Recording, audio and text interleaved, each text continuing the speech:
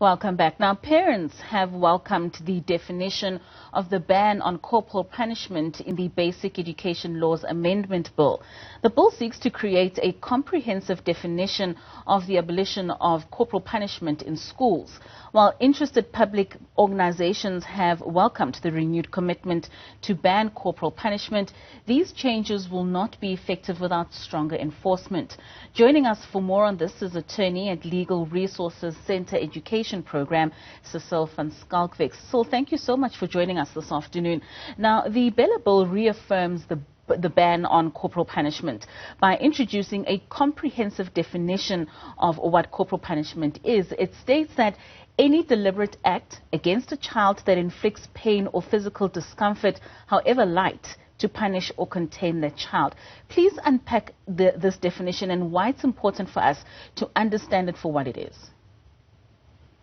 Thank you so much. Yes, I mean, I think that the ban on corporal punishment in the bill was not unexpected. It follows on from quite a recent Constitutional Court judgment where the Constitutional Court emphatically said, corporal punishment, even in private settings, we know that corporal punishment within schools have been banned for quite a while, but even in private settings, the idea of hitting children as a form of discipline or hitting children at all really has become unlawful.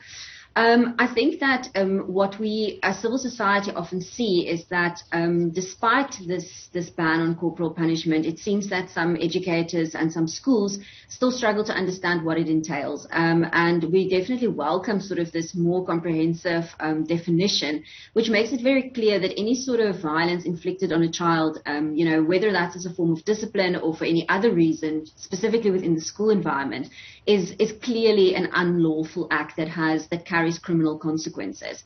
And as you rightly point out, I think one of the difficulties that we face is that a lot of these kinds of incidents still persist in our schools, especially in sort of the more rural areas of South Africa, and it's not addressed. People aren't held accountable, educators aren't held accountable, and it's really important that going forward, and if the bill is passed, which at this point it's still a long way off, that the enforcement of the bill be effective in order to address the problem at a larger scale. Speaking of that ambiguity that's surrounding the definition of corporal punishment, for example, that it includes light smacking, it's said to have probably contributed to the normalization of these practices, like you're saying, especially in more rural areas. So where will educators be taught or know how to draw the line when it comes to, for instance, it says that forcing children to stand in an uncomfortable position.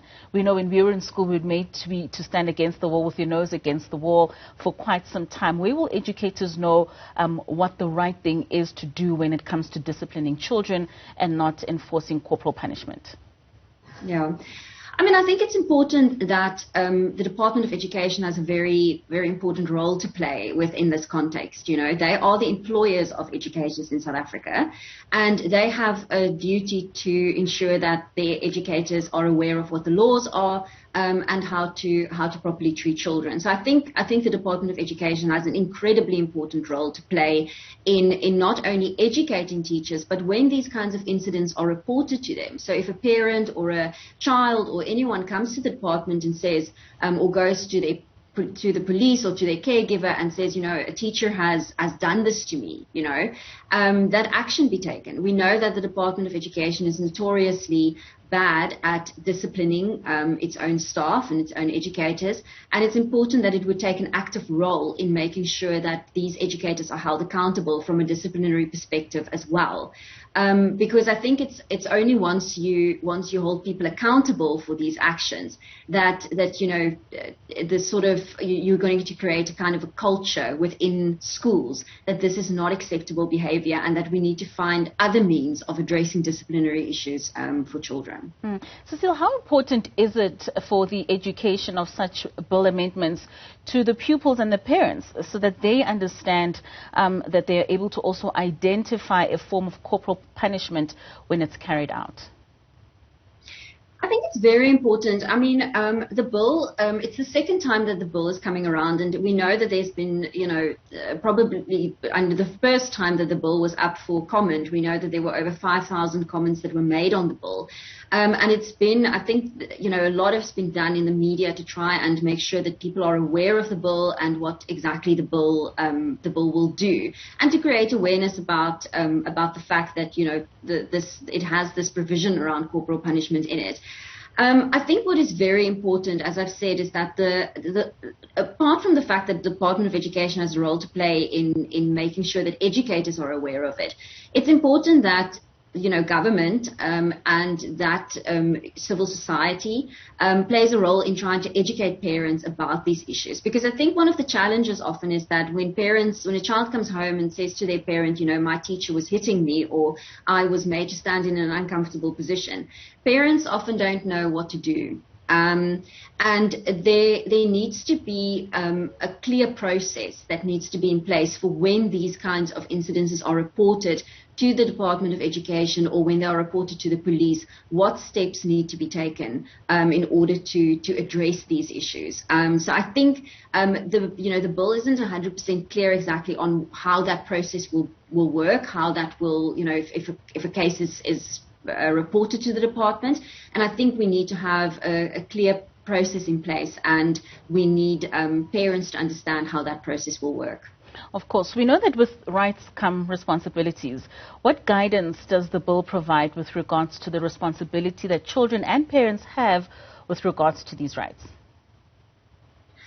I think specifically with regards to the aspect of corporal punishment, we always, when we talk about the rights of children, and we talk about the responsibilities of children have a lot of rights, and the responsibilities we place on them can only be within the context of their age, taking into account what is in their best interest, taking into account what they can understand and what they are able to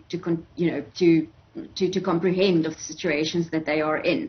So of course it's important, that parents play an active role in making sure that their children don't, make the school environment disruptive, that there are, that parents are aware of what their duties are towards, creating children who are disciplined and are able to sit in school and, do all the things that are necessary for them to attain an education.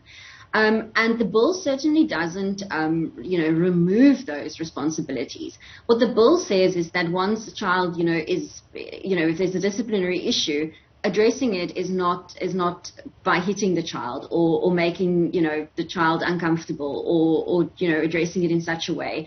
It's really about trying to find a more child-centered approach to discipline within the school environment that does not include corporal punishment. You spoke a little earlier on about the enforcement of some of these rights, that even though we could have them on paper, as beautiful as they may be, what will be important is the strong enforcement of it. How possible do you think it will be, especially for schools where you have overcrowding, where you've got teachers who are inundated with a number of children, and the quickest way to discipline is what seems fit for that teacher? What do you think really needs to be done in terms of, as a society, for us to be able to assist educators in instances such as that they don't find themselves in that hot water? Yes. I mean, listen, I think that there's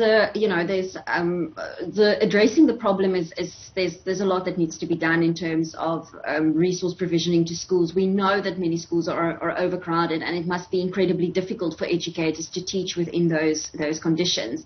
It must also be very difficult for children to be taught in those conditions, and one can understand that children can sometimes act out in frustration, and that educators, can respond to that with a sense of frustration. I think that, there's no doubt that the Department of Education and all of the provincial departments of education know that they have duties to reduce, for example, overcrowding, that more resources need to be, pumped into that direction.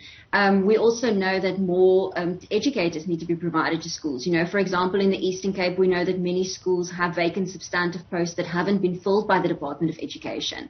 And the reality is that it needs to be a multi-pronged approach. You need to address those the lack of resources within the school environment, and then in the same vein, create a system and an educational sort of program whereby you educate these teachers about how do you then handle discipline within the class situation if a child is acting out. What is a more child-centered approach to that?